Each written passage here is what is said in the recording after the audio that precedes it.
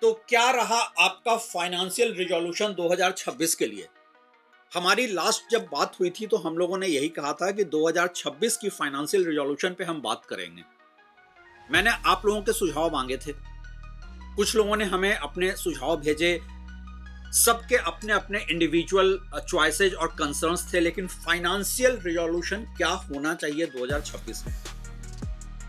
मैं तो कहता हूं फाइनेंशियल रिजोल्यूशन जो है वो एक एवरेज इंडियन का, एक एवरेज इंडिविजुअल का एक रूल बुक होना चाहिए, जो न सिर्फ 2026 में बल्कि लाइफ लॉन्ग वो फॉलो करे और इसका फायदा उसके ओवरऑल पर्सनल फाइनेंस पे दिखेगा। क्या क्या गलतियां करते हैं आम इंडियन अपनी पर्सनल फाइनेंस को लेकर, इन्वेस्टमेंट को लेकर, इन सब पे जो पिछले कुछ सालों में हमने काम किया है उसके आधार पे मैंने कुछ फाइनेंशियल रिजोल्यूशंस तैयार किए हैं आप लोगों के लिए।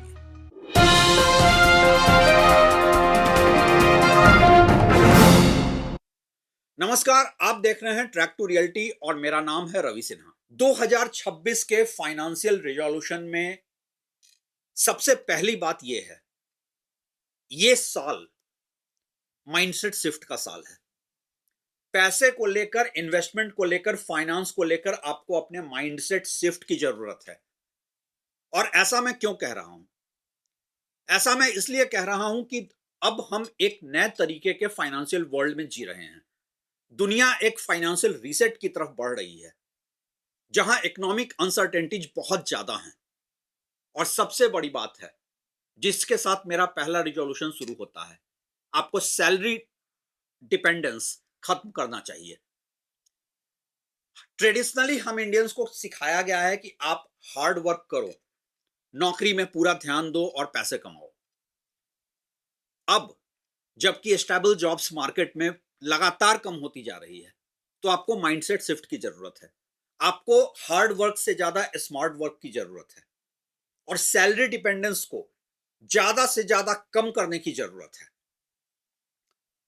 दूसरा रिजोल्यूशन, और यह बहुत जरूरी है, आप अक्सर मैं देखता हूं स्टॉक मार्केट में लोग इधर उधर टिप मांगते हैं और एक बोरोड विजडम के आधार पर इन्वेस्ट करते हैं। आपका एक स्ट्रॉन्ग फाइनेंशियल रिजोल्यूशन यह होना चाहिए कि आप टिप के आधार पर कोई भी इन्वेस्टमेंट नहीं करेंगे। स्टॉक मार्केट में आप शेयर्स टिप मांग के नहीं खरीदेंगे। ऐसे भी मैं तो हमेशा कहता हूं कि टिप एक ऐसी चीज है जो सिर्फ होटल में ही देनी और लेनी चाहिए।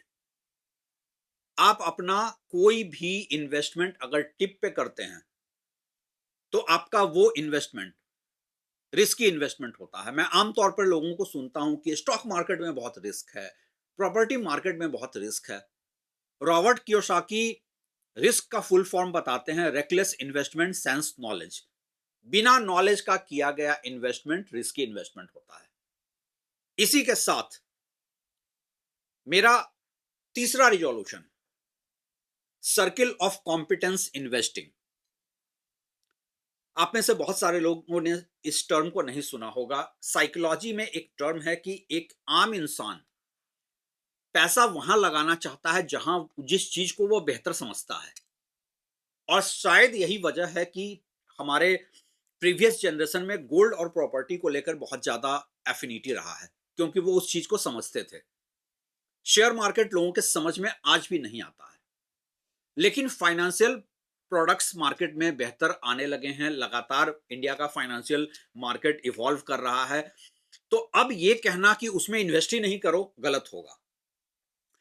तो सर्किल ऑफ कॉम्पिटेंस इन्वेस्टिंग के लिए सबसे इंपॉर्टेंट ये है कि आप अपना इन्वेस्टमेंट नॉलेज बढ़ाएं। ज्यादा से ज्यादा कोशिश करें कि आप फाइनेंशियल असेट क्लासेस के बारे में सीखें। जितनी मेहनत आप एक जॉब को करने में, जॉब को बचाए रखने में करते हैं, उससे ज्यादा जरूरत आपको इस बात की है कि आप अपना नॉलेज बढ़ाएं। और जब आप नॉलेज बढ़ाएंगे तब आपका वो सर्किल ऑफ कॉम्पिटेंस भी बन जाएगा। आप ये तय कर पाएंगे ठीक से कि आपको कहां इन्वेस्ट करना चाहिए। चौथा एक आर्गुमेंट मैं फाइनेंशियल वर्ल्ड में हमेशा सुनता हूं कि आपको एक्टिव इनकम पे ध्यान देना चाहिए। पैसिव इनकम को पैसिव तरीके से एसआईपी में डालकर छोड़ देना चाहिए। ये आपका काम नहीं है। नहीं, मैं इस बात से सहमत नहीं हूँ। अभी मैंने जो सर्किल ऑफ कॉम्पिटेंस इन्वेस्टिंग की बात की है, वो यहाँ पे एप्लीकेबल हो जाता है। एसआईपी पहली बात है हर किसी के लिए नहीं है। कोई इंसान जो एक सैलरीड क्लास है वो तो एसआईपी कर सकता है, क्योंकि उसकी हर महीने सैलरी आ रही है और वो सैलरी का एक हिस्सा एसआईपी में डाल सकता है। लेकिन इंडिया में आज जिस तरह का इकोनॉमिक एनवायरनमेंट है, जिस तरीके के जॉब्स हैं, जिस तरीके के एम्प्लॉयमेंट हैं, कितने लोगों के पास मंथली फिक्स्ड सैलरी आ रही है? तो SIP one size fits all answer नहीं है इन्वेस्टमेंट का। दूसरी बात, क्या सारे एसआईपीज ने अच्छा रिटर्न ही दिया है? ऐसे ऐसे एसआईपीज भी हैं जहां आरओआई सिंगल डिजिट में है। आपको हमेशा एक बात समझनी है कि एसआईपी बहुत एक अच्छी चीज है उनके लिए जिनके पास टाइम नहीं है, रेगुलर इनकम आ रही है। लेकिन अगर आप टाइम दे सकते हैं, चीजों को सीख सकते हैं, और आपके या फिर आपके पास रेगुलर इनकम नहीं है, तब एसआईपी आपके लिए नहीं है। नेक्स्ट रिजोल्यूशन, इन्वेस्टमेंट और गैम्बलिंग में फर्क समझिए। पोस्ट कोविड जो स्टॉक मार्केट कोविड के समय बिल्कुल क्रैश कर गया था और वहां से जो टर्न अराउंड हुआ है, उसमें बहुत सारे इमैच्योर्ड और ऐसे ऐसे लोग जिनको कि कुछ नहीं पता फाइनेंशियल वर्ल्ड का, उनका गेन बहुत साइजेबल रहा है। और शायद इसीलिए उनको ये गलतफहमी भी हो गई कि वो स्टॉक मार्केट को समझते हैं।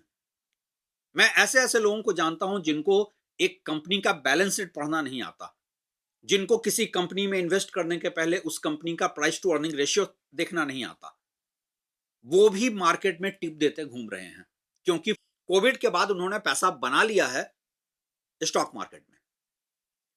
एक बात हमेशा याद रखिएगा, स्टॉक मार्केट गैम्बलिंग नहीं है। अगर आप स्टॉक मार्केट में फर्क समझेंगे, वैल्यू इन्वेस्टिंग क्या होता है और ट्रेडिंग क्या होता है, फ्यूचर एंड ऑप्शन क्या होता है, तो आप अच्छी तरह समझ जाएंगे कि क्या गैम्बलिंग है और क्या वैल्यू इन्वेस्टिंग है। मैं हमेशा कहता हूं कि अगर आपको फाइनेंशियल मार्केट में रहना है, स्टॉक मार्केट में रहना है, तो आपको वैल्यू इन्वेस्टिंग करनी चाहिए, न कि गैम्बलिंग के लिए आपको फ्यूचर एंड ऑप्शन या ट्रेडिंग में जाना चाहिए। और सबसे बड़ी बात यह है, माइंडसेट शिफ्ट यहां पर भी चाहिए कि आप समझ लें कि स्टॉक मार्केट जो है वो गैम्बलिंग डेन नहीं है। नेक्स्ट रिजोल्यूशन ये, और यहां पर भी बहुत सारे इंडियन गलती करते हैं, कभी भी आप बोरोड मनी के साथ इन्वेस्टमेंट नहीं करें। रियल एस्टेट अकेला एक्सेप्शन हो सकता है, और वहां भी तब जबकि आप लीवरेज के लिए लोन ले रहे हैं, न कि लायबिलिटी खड़ी कर रहे हैं। आमतौर पर मैं देखता हूं कि बहुत सारे लोग जब स्टॉक मार्केट हाई पे होता है, लोग पैसा बोरो करके इन्वेस्ट करने लगते हैं। ये रिजोल्यूशन तो आपके लाइफ लॉन्ग के लिए होना चाहिए कि कोई बोरोड कैपिटल से आप इन्वेस्ट नहीं करेंगे। लास्ट रिजोल्यूशन, आपका कैपिटल मार्केट में, फाइनेंशियल वर्ल्ड में, आपके नेटवर्थ के 30% से ज्यादा कभी इन्वेस्टेड नहीं होना चाहिए। और ये मैं इंडियन ऑडियंस के लिए कह रहा हूं। ग्लोबली हमेशा ये कहा जाता है कि एक कॉन्सेप्ट है कि रूल 100, कितना पैसा आपको इन्वेस्ट करना चाहिए स्टॉक मार्केट में। तो रूल 100 ये है कि अगर आप 20 साल के हैं तो 100 माइनस 20 80%, अगर आप 40 साल के हैं तो 100 माइनस 40 60%। ये रूल इंडिया में सही नहीं बैठता है। आप किसी 60 साल के इंसान को ये नहीं कह सकते जो रिटायरमेंट की वर्ज पे है कि वो अपना 40% पैसा इन्वेस्ट कर दे स्टॉक मार्केट में, क्योंकि यहां का स्टॉक मार्केट वॉलेटाइल भी है, उतना रेगुलेटेड नहीं है जितना मैच्योर्ड इकोनॉमीज में होता है। यहाँ की कंपनीज उतनी स्ट्रॉन्ग फंडामेंटल्स पे नहीं है जितनी मैच्योर्ड इकोनॉमीज में होती हैं। बहुत सारे फैक्टर्स हैं जिस वजह से आपको फाइनेंशियल मार्केट में अपने कैपिटल के 30% से ज्यादा, अपने नेटवर्थ के 30% से ज्यादा इन्वेस्ट नहीं करना चाहिए। तो ये था फाइनेंशियल रिजोल्यूशन 2026 के लिए हमारे एंड पे, जितनी मेरी अंडरस्टैंडिंग है उसके अनुसार।